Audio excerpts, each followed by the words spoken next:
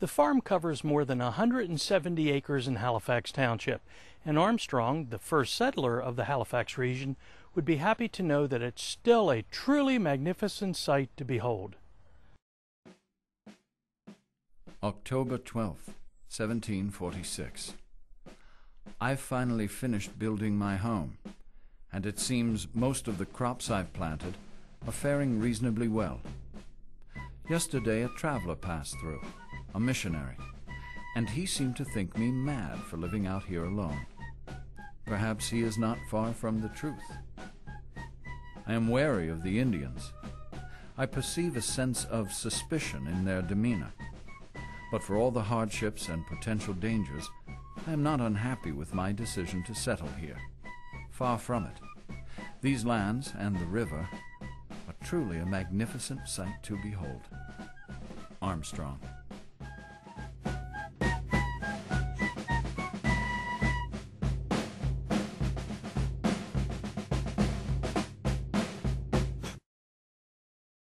Sure enough, conflict with the Native Americans was inevitable. It was decided in 1756 that a fort should be built here. Not only would it protect the few settlers, but it would protect the travelers passing through the area with supplies. So where did they build the fort? Well, the exact location is yet to be determined, but it was somewhere in the field directly behind me. Colonel William Clapham was in charge of the construction of Fort Halifax, and it was built in 2 weeks with just 30 men. Impressive, to say the least. It was built in a quadrangle design with 4 bastions, an earthwork around 10 feet high, and was surrounded by a ditch of equal depth. Amazing to think that right here, in the exact field almost 250 years ago, so much was going on. Right here, men were working, fighting, even dying, on the edge of a new frontier. July 20th, 1756. Since my last entry, the fort has been completed. The whole thing in 2 weeks. I can hardly believe it. I don't know if I've ever worked so hard in my life. The colonel is a tough leader, that's for sure, but I guess that's what we need out here. Fort Halifax was dismantled around 1763, only a few years after its construction.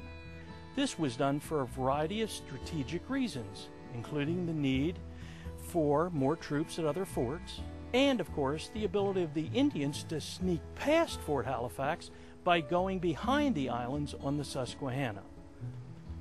Now let's go forward a few decades to the 1830s. The world is in the midst of the Industrial Revolution, and coal was a very lucrative commodity. One of the ways to transport coal in this period is to use canals, and one such canal, the Wiconisco, passed through here. They started construction of the Wiconisco Canal around 1838. It was built by a private firm. It was well used for about 30 years, but by the 1870s, it just couldn't compete with the newer railroads. After the flood of 1890, it was closed for good. These sycamore trees were planted in the early 20th century after World War I. The trees were planted all over America, actually, but the ones we have here in Halifax are some of the only ones that remain standing today. Every single tree commemorates a soldier that fought in the war. There's certainly a lot of history on this land, and that's one of the reasons why it must be preserved. The Yeager family appreciated this land, and they realized the need to protect it for future generations. That's why they sold it to the Central Pennsylvania Conservancy and Halifax Township, so that it can be turned into a recreational park. Historical preservation is a key reason why this park must be created. It is hoped that one day Fort Halifax can be rebuilt and that an archaeological study of the farm can be done. These artifacts, relics of the early settlers and the Native American tribes, were all found by a resident right here on this land, a resident Titus Enders.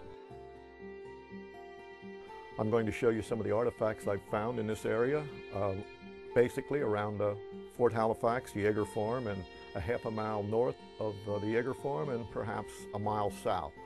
There's probably 8,000 to 10,000 pieces that I have on display. Not all of them are on display, but we'll show you some of the better pieces. We're talking about some very good spears and awls.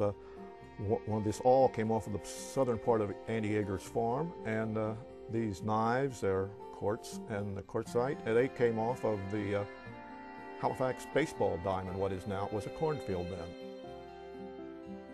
I'm now going to show you some pieces that came from the transitional period off the Yeager farm. This is from the furthest point north across the railroad tracks on the rise in the ground there. I found a lot of gun flints, they're English gun flints, and some bullets, and shillings. This is a Virginia 1786 shilling, and a good many old U.S. coins. 1793 was the first mintage. This particular coin is a 1796. Hopefully visitors will one day see these and artifacts that have yet to be unearthed in a museum right here on park property.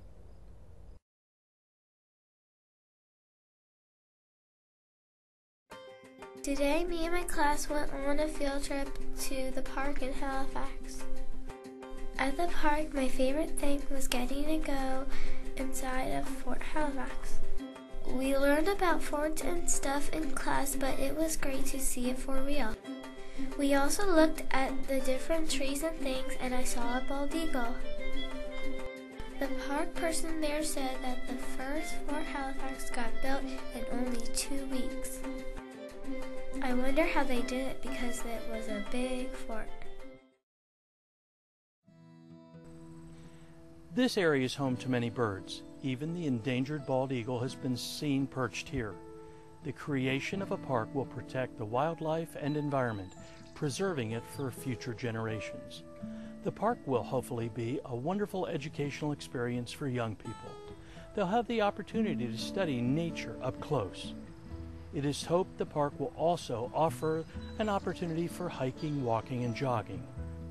Park visitors will also have the opportunity to enjoy the town of Halifax, which means more business for restaurants and shops. Historical preservation, educational opportunities, environmental protection, recreation and tourism. All of these things can be provided by the park created on this land. Well, the time has come for me to leave the farm. Isn't it interesting? All those years ago, Fort Halifax was built to protect the community of the time. And now today, after 250 years, the land is going to be serving the community once again. Mr. Armstrong would be pleased with that.